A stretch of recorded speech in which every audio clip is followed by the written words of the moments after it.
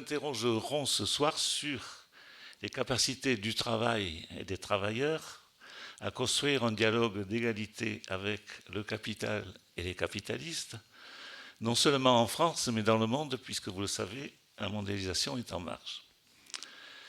Dans le régime de vérité qu'est devenu l'intégrisme de marché, le capital est la ressource et le travail n'est qu'un coût. Ce qui explique les libertés prises par le capital malgré les crises qu'il provoque et la facilité avec laquelle on les attribue aux rigidités du code du travail. Il y a là une sorte de coup de force idéologique qu'il faut démasquer. Car c'est bien l'expansion des droits du marché et la régression des droits sociaux qui constituent l'axe de la mondialisation. Ces deux conférenciers y voient une crise de civilisation que seule une nouvelle approche ou une nouvelle culture du travail pourrait dépasser. Sachant que le problème est mondial, qu'il concerne toutes les instances internationales, ce n'est pas la peine de les citer, comme les instances syndicales, depuis le niveau de la petite entreprise jusqu'à la Confédération syndicale mondiale. Le dialogue entre psychologues et juristes n'est pas courant en matière de travail, mais leurs deux représentants ici présents ont accepté d'emblée d'intervenir dans la même conférence, ce qui suppose qu'ils ont des choses à se dire. À quelle profondeur de la réflexion politique et scientifique faut-il aller dans la situation actuelle pour retrouver les inspirations de justice et d'émancipation sociale? Question subsidiaire, comment opérationnaliser ces inspirations lorsqu'on sait que le travail a pris plusieurs longueurs de retard sur le capital? Pour aller au-delà de l'emploi, titre d'un ouvrage de M. Suppiot, Alain Suppiot nous engage à ne plus considérer le salariat comme la reconnaissance d'une subordination, mais comme l'exercice d'un droit humain valable dans toutes les sphères d'activité, salariale ou pas. Pour cela, il nous invite à revenir sur la distinction qui, depuis le XIXe siècle, en séparant le travail de la personne, a donné naissance à la notion de marché du travail. Il nous engage donc à penser une protection sociale indexée sur tout type d'activité et toute la durée de la vie. De son côté, à une toute autre échelle, Yves Clos démontre l'impérative nécessité pour la santé des travailleurs de leur participation à l'organisation et à la coordination collective du travail à tous les échelons de leurs interventions. Comment donc le pouvoir d'agir que soutient Yves Clos et la justice sociale que revendique Alain Suppiot peuvent se construire ou se reconstruire et se renforcer mutuellement?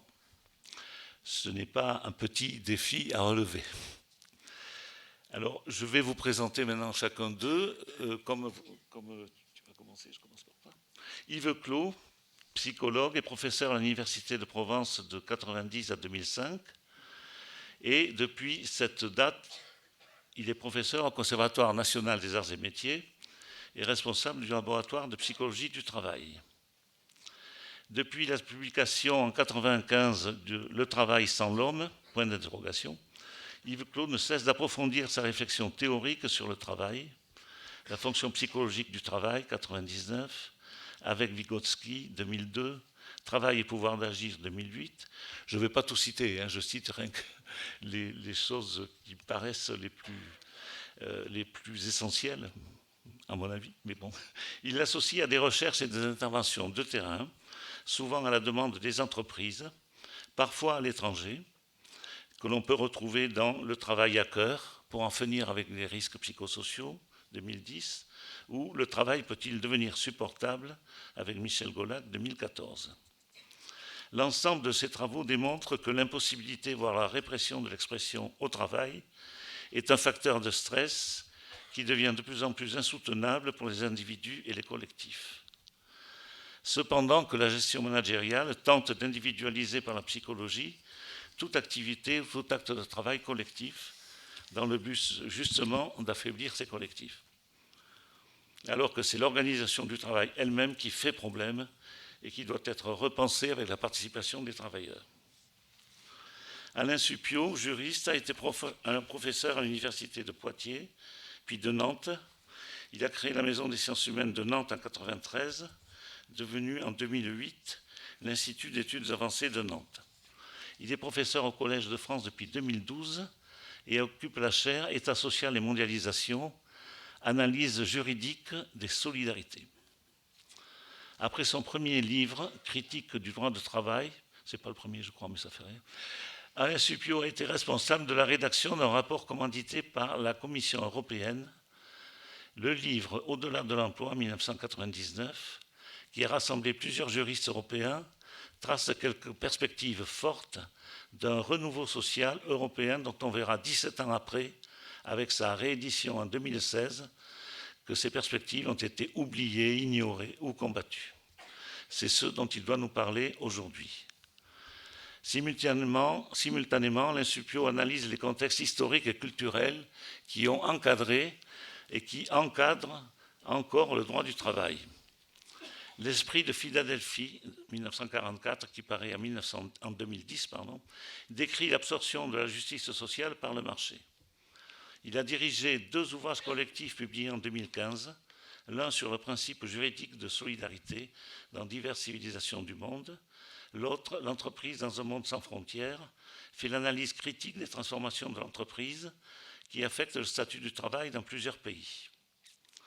Enfin, son dernier ouvrage, La gouvernance par les nombres, décrit la saturation de l'espace public par un discours économique qui redéfinit les fonctions de l'État, les principes du gouvernement, qui substitue le programme à la loi, la régulation à la réglementation, ce qui fragilise encore plus la position des dominés, dont la seule issue est de faire allégeance aux dominants. Je ne pense pas que cette note pessimiste puisse être le mot de la fin. À moins que, comme le croit un auteur anglais ou américain, William Strick, le capitalisme soit en train de se détruire par auto-overdose. Mais cela, nous n'y croyons pas trop non plus. Que faut-il donc penser et faire ?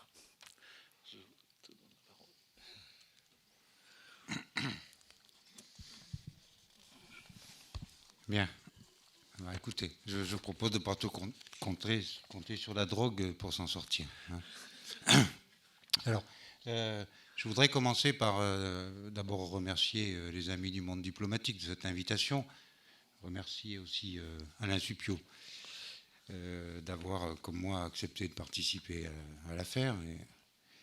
Et commencer par une petite page de publicité, puisque vous trouverez sur le présentoir de la librairie un livre qui s'appelle Le travail et la liberté. C'est un deuxième livre de Bruno Trentin publié en français, avec une préface de Jacques Ralit. Voilà, on le découvre tous ensemble ce soir et vous verrez pourquoi j'en parle, parce que dans mon exposé, la place de Bruno Trentin est importante. Voilà.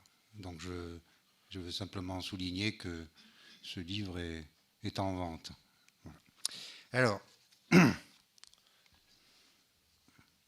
d'ailleurs, j'oublie de souligner à quel point l'introduction en France de l'œuvre de Bruno Trentin doit beaucoup à Alain Supiot, qui a fait l'introduction du livre paru en 2012 qui s'appelle La Cité du travail, chez Fayard. Voilà. Sans doute que c'est l'une des raisons pour lesquelles nous nous retrouvons aussi à la même table.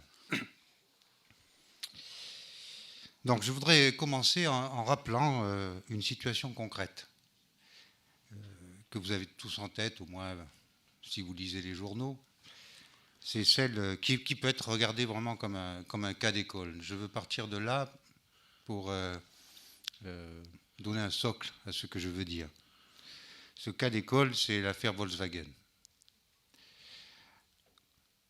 C'est l'affaire de la fraude aux émissions de dioxyde de carbone et de gaz polluants qui a plongé le groupe automobile dans la pire crise de son histoire, dont il n'est pas d'ailleurs encore sorti.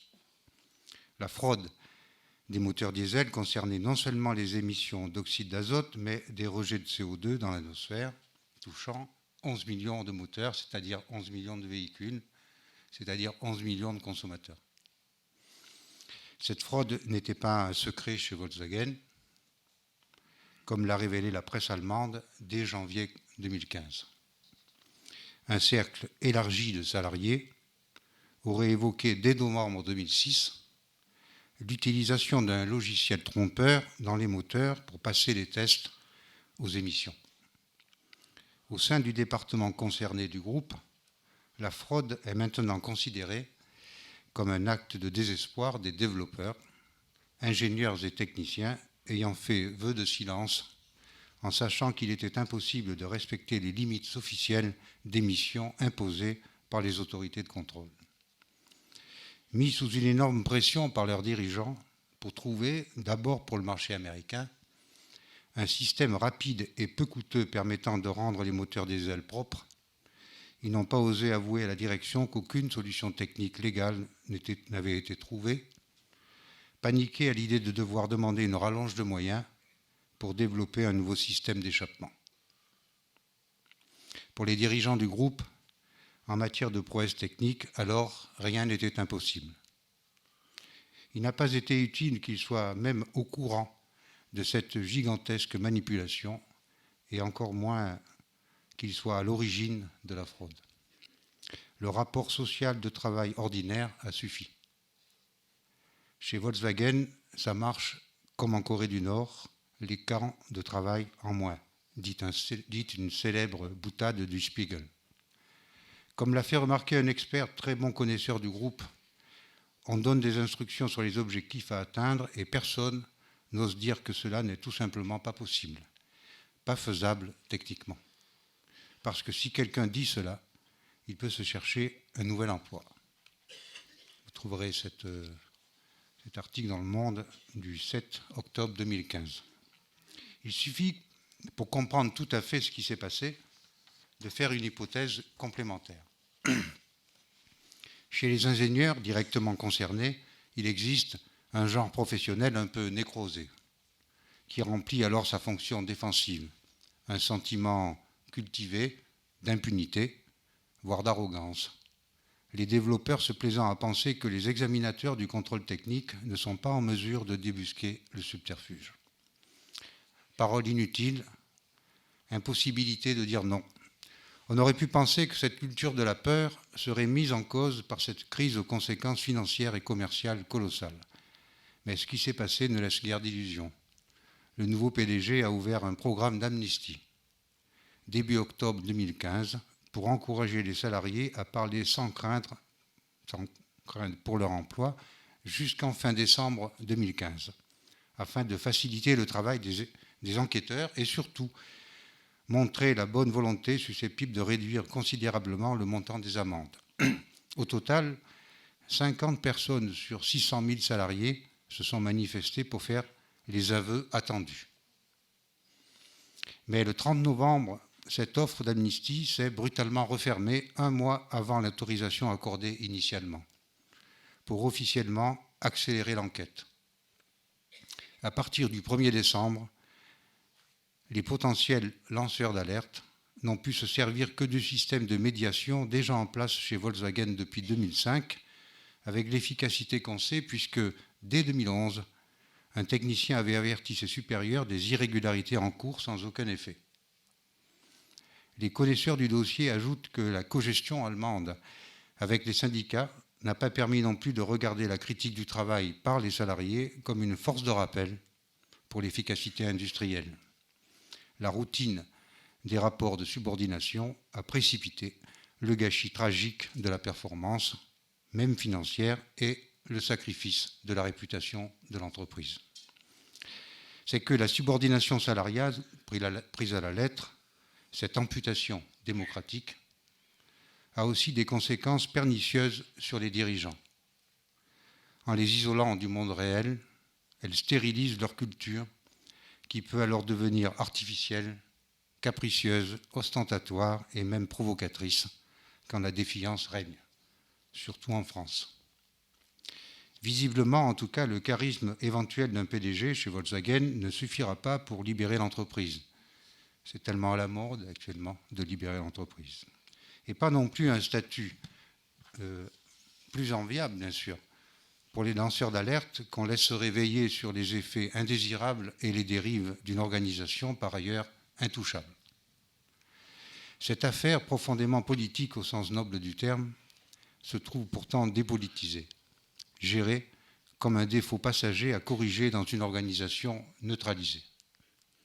Elle révèle pourtant la portée civique du travail pour l'humanité tout entière, quand le niveau de qualité des produits fabriqués et des services rendus empoisonne l'existence de tous. L'imposture de la qualité, éclatante ici, mais tellement répandue, montre ce qu'est devenue la question de la qualité du travail soigné. Un objet politique sans sujet politique institué, un vide civique.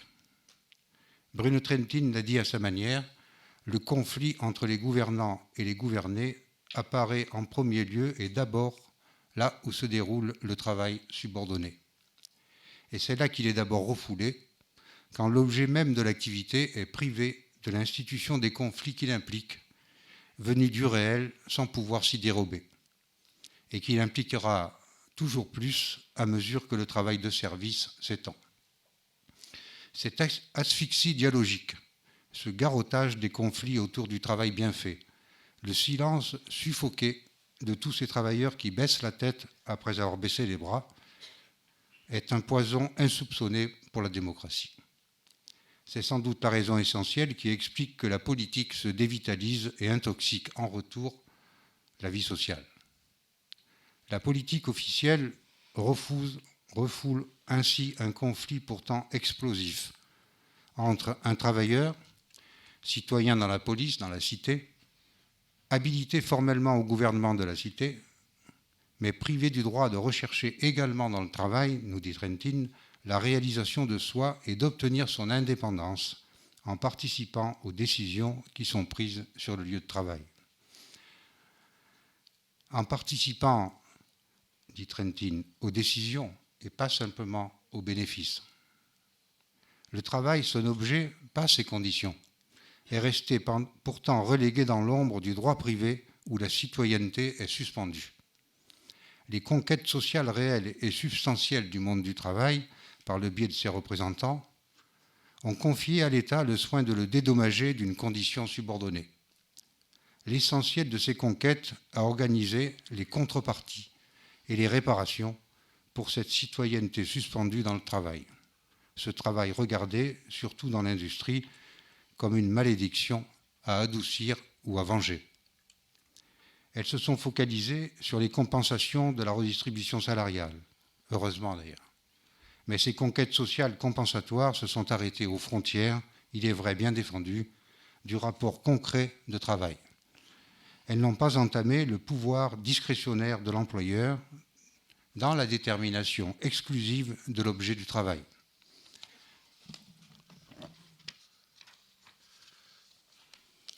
Mais ces dédommagements, ces indemnisations pour un travail maudit, ont finalement livré l'activité concrète elle-même, ses objets, ses produits, au rapport social subordonné. En tournant le dos au conflit vivant du travail réel, à la qualité de la production, la politique s'est vidée de son sang. Elle s'est réduite à une technologie clientéliste de la redistribution des pouvoirs et de l'argent par l'État. Elle est empoisonnée par l'impuissance devant les problèmes réels. Pouvoir et pouvoir d'agir effectifs se sont dissociés. L'extension de la démocratie et des pouvoirs conférés aux citoyens, hors du lieu de travail, ont marqué l'histoire et les conquêtes du mouvement ouvrier, dit Trentin dans le livre que je vous ai présenté tout à l'heure. L'extension de la démocratie et des pouvoirs conférés aux citoyens, hors du lieu de travail, ont marqué l'histoire et les conquêtes du mouvement ouvrier. Bien plus que la réduction substantielle de l'inégalité des pouvoirs entre, d'un côté, les propriétaires et les détenteurs de l'autorité dans les entreprises, et de l'autre, le travail subordonné. Le pouvoir final de décision n'est reconnu qu'à son propriétaire et à son dirigeant. Mais la subordination dédouanée par les amortisseurs sociaux, tellement utiles au demeurant, finit par se retourner contre la santé, contre la nature et contre la vie. Car l'État, en tant que lieu exclusif de la politique, ne fait plus de politique, ou plutôt est devenu un appareil à dépolitiser les conflits du réel, refoulés par une subordination qui tourne mal. Une psychopathologie du travail de masse est le symptôme que la liberté politique n'a pas droit de citer au travail. On gère au contraire le repli de la politique vers des ingénieries institutionnelles du bien-être à l'abri de l'État. Des plans d'action hygiénistes n'hésitent pas à proposer le bonheur dans la gestion des risques et le bien-être prend les allures tristes d'un vrai despotisme compassionnel. Sous perfusion médico-légale, les marchands du risque sont en vitrine et le travail aux soins palliatifs. Là où pourtant il s'agit juste de liberté, de droits civils nouveaux à discuter et à décider de son travail en société pour que la santé revienne. Une réforme institutionnelle de la société civile se cherche pour donner droit de cité à une activité délibérée, décidant de son travail dans les organisations et les institutions. S'il y a bien un risque de masse à prévenir, ce n'est sûrement pas les risques psychosociaux. S'il est encore temps, c'est celui du travail comme expérience avortée de la politique. C'est au fond à ces enjeux politiques de la qualité du travail, jusqu'à la qualité des produits et des services, que se mesure aujourd'hui la qualité de notre action à tous. Le développement de ce conflit de critères, son enrichissement, est la voie qu'on peut suivre, adossée au réel, alliée avec lui, pour ôter à l'employeur, parce que c'est nécessaire pour la santé et même pour l'efficacité, ôter à l'employeur le privilège de décider seul de l'objet du travail. Il y faut des droits civils nouveaux. Mais ce conflit-là, institué légalement, est de nature à régénérer les autres. Car il a besoin d'institutions pour ne pas dégénérer, ce conflit-là. Sa légitimité précède sa légalité, bien sûr. Mais son déni devient lui-même un poison pour la santé publique et la qualité de la vie tout court. Bien sûr, les énergies professionnelles sont souvent gâchées ou dissipées dans des organisations désorganisées. Bien sûr, le gaspillage des ressources, même financières, atteint parfois des sommets. Mais l'air pollué par des moteurs fraudeurs, le contenu de nos assiettes soumis au laisser-aller de la grande distribution, nos médicaments maltraités par l'industrie sanitaire et l'indigence de certains services, et pas seulement publics, sont devenus aussi des problèmes politiques du travail, sans droit dans le travail lui-même pourtant. Malgré tout, ceux qui travaillent en première ligne sont le principal recours opposable au travail ni fait ni à faire. Et de ce point de vue, le travail réel des professionnels n'est plus seulement un problème à résoudre, un temps nocif pour eux d'exposition à des risques psychosociaux, mais il est une solution et un recours pour nous face aux risques industriels, sanitaires et environnementaux que nous courons tous. Une vraie force de rappel sociale et politique. Une autre responsabilité de l'acte professionnel est à défendre dans l'action concrète pour que les travailleurs fassent autorité dans leur travail. Cela refait de la conscience professionnelle, tout simplement, à l'opposé du corporatisme, une valeur politique neuve, trait d'union entre travail et hors travail, aussi bien pour le citoyen du travail, le citoyen de l'entreprise, les citoyens de l'industrie, le citoyen du service, que le producteur doit devenir que pour l'usager, le client ou le citoyen que nous voulons rester. L'objet potentiel d'une autre alliance sociale entre producteurs et consommateurs et entre eux, leur santé et la nature. Ce professionnalisme délibéré, cette police professionnelle, police, P-O-L-I-S, cette police professionnelle est aussi une demande sociale forte à l'égard des entreprises et des institutions publiques sur les produits qu'elles fabriquent et sur les services qu'elles proposent. Le conflit inhérent à la relation salariale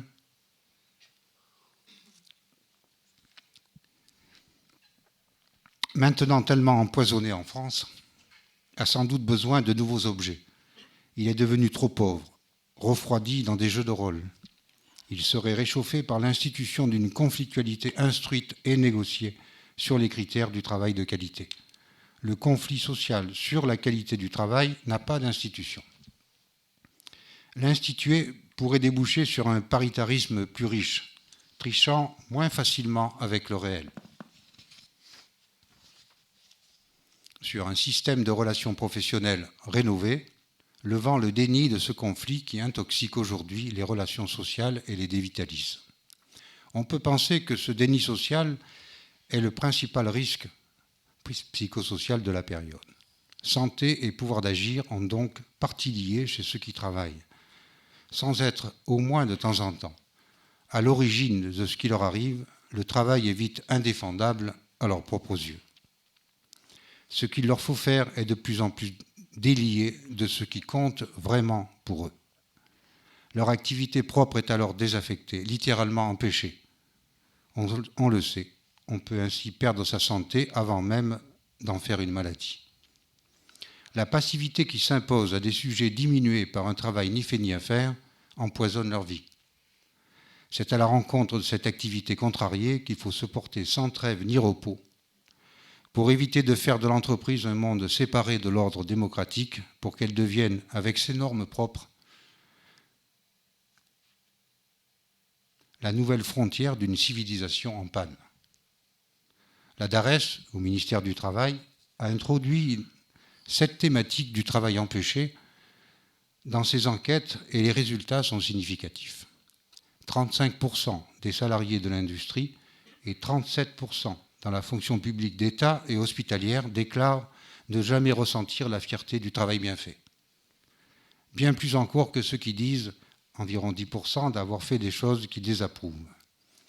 Jusqu'à quand cette liberté de travailler convenablement, ou au moins d'en discuter, n'aura-t-elle pas le droit de citer dans l'entreprise et les institutions? C'est pourtant là qu'il faut aller chercher l'énergie productive, latente, pour redresser un pays comme le nôtre et peut-être même toute la vieille Europe. C'est possible, disait Naville, en citant Veblen, parce que l'homme possède le goût du travail efficace et déteste les efforts inutiles. Il a le sens des avantages, de la fonctionnalité et de la compétence, ainsi que celui des inconvénients, de l'absurdité, du gaspillage et de l'incompétence. C'est de là aussi qu'est parti Bruno Trentin. Pour lui, il y a une tension qui s'exaspère et qui est très dangereuse, renforcée par la montée des services, entre, d'un côté, la nécessité de dépasser les productions standardisées du Fordisme d'un côté, et de l'autre, le travail subordonné qui s'étend toujours plus. Les initiatives des salariés, que ce soit pour le contrôle et la qualité des produits et des services, ou pour décider de corriger leur production et ses variations en fonction du client, sont toujours plus impératives. Elles sont toujours plus nécessaires. On peut du coup éviter l'absurdité évoquée par Naville. Car il faut solliciter plus le pouvoir d'initiative dans la réalité du travail, au moment où ce dernier est toujours moins prédictible à l'avance par les hiérarchies.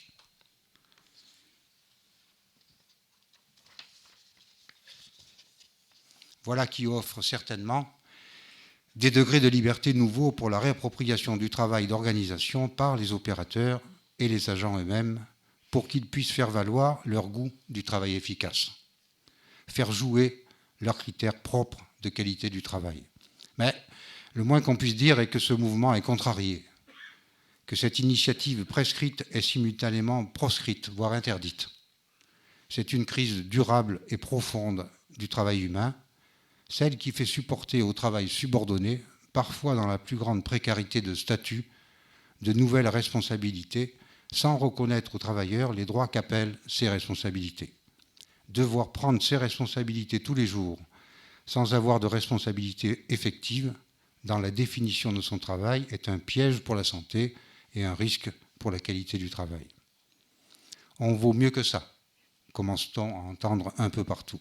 Ajoutons, mieux que la culture des aveux, et encore qu'une campagne d'amnistie pour confesser les transgressions auxquelles on a été poussé. Le développement de ce pouvoir d'agir sur son travail, sur son propre travail, au nom même de sa qualité, comme personne unique et comme collectif singulier, n'a pour l'essentiel pas encore droit de cité dans la majorité des entreprises et des services. Je suis bien placé pour savoir pourtant qu'on peut déjà prendre des libertés avec le droit actuel, pour développer ensemble les libertés d'aujourd'hui et le droit de demain. Mais devant ce problème, la lucidité s'impose. Rien ne se fera spontanément, et encore une fois, je partage l'avis de Bruno Trentin.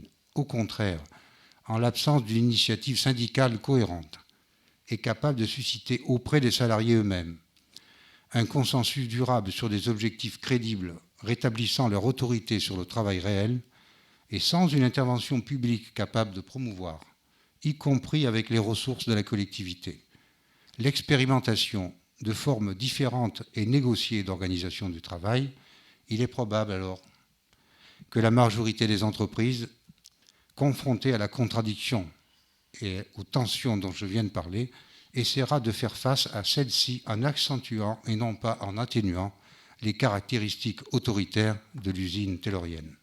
Aucune naïveté n'est donc permise. Ceux qui gouvernent l'entreprise peuvent prendre les devants. Et dans l'isolement d'un pouvoir qui ne fait plus autorité, malheureusement radicaliser leur coercition sur le travailleur, au prix de sacrifier même la performance.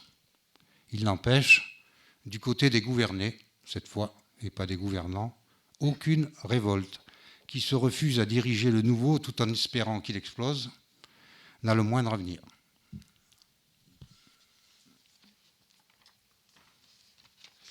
Ceux qui ne travaillent plus, ce qu'on tient pour superflu dans la précarité de masse qui s'étend en même temps que le chômage, ou pour le cacher, méritent bien que ceux qui travaillent encore lèvent l'ambiguïté. Le travail n'est pas une malédiction qui réclame réparation. C'est une institution vitale de la démocratie politique, c'est même sa force de liaison. Faire autorité dans la conception et la réalisation d'un travail de qualité passe pour le travailleur d'aujourd'hui par la coopération conflictuelle à la direction des entreprises, à partir de la conquête de nouvelles marges d'autogouvernement de son propre travail, pour entrer dans la boucle de décision. Car c'est de là que viendra la nouvelle définition des droits de citoyenneté. C'est de là que viendra la nouvelle frontière de la citoyenneté. Sinon, sans la conquête de ces droits nouveaux, sans la lutte pour ces droits nouveaux, pour agir autrement, nous pourrons redire encore une fois avec le Stavrogin de Dostoïevski, elle m'épouvante, cette grande force inutile qui ne cherche à se déployer que dans des infamies.